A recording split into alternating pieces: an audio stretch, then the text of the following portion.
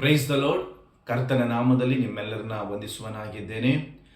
ಹೊಸ ವರ್ಷದ ಆರ್ಥಿಕ ಶುಭಾಶಯಗಳು. Happy new year 2026. ಸೊ ಎಲ್ಲ ವಿಶ್ವಾಸಿಗಳಿಗೂ, ಎಲ್ಲ ಫ್ರೆಂಡ್ಸ್ಗಳಿಗೂ ಯೇಸುವಿನ ನಾಮದಲ್ಲಿ ಈ ಹೊಸ ವರ್ಷದ ಆರ್ಥಿಕ ಶುಭಾಶಯನ್ನ ನಾನು ಕೋರುವನಾಗಿದ್ದೇನೆ. ದೇವರು ಈ ಹೊಸ ವರ್ಷದಲ್ಲಿ ನಿಮ್ಮೆಲ್ಲರನ್ನ ಆಶೀರ್ವದಿಸಲಿ.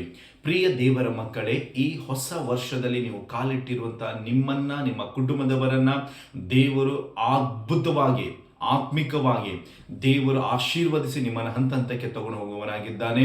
ಸೊ ದೇವರು ನಿಮ್ಮನ್ನ 2025ರಲ್ಲಿ ನಡೆಸಿಕೊಂಡು ಬಂದಂತಹ ದೇವರು ಈ 2026ರಲ್ಲಿ ದೇವರು ನಿಮ್ಮನ್ನು ಅದ್ಭುತವಾಗಿ, ಅತಿಶಯವಾಗಿ ನಡೆಸುವನಾಗಿದ್ದಾನೆ. ದೇವರು ನಿಮ್ಮ ವಿಷಯದಲ್ಲಿ ಮಾಡಿಕೊಂಡಿರುವಂತಹ ಆಲೋಚನೆಗಳು ಅದು ದೊಡ್ಡದಾಗಿದೆ. Price lord. ಯೆರೆಮೀಯ 29:11ನೇ ವಚನ.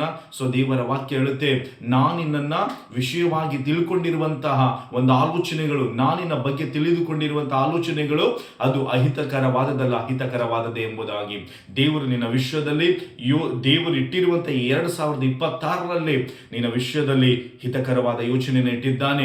ದೇವರು ಈ ವರ್ಷದಲ್ಲಿ ಮಾಡುವ ನಿನ್ನ ಮೂಲಕವಾಗಿ ಕಾರ್ಯಗಳು ಆಶೀರ್ವಾದಕರವಾಗಿರುತ್ತೆ.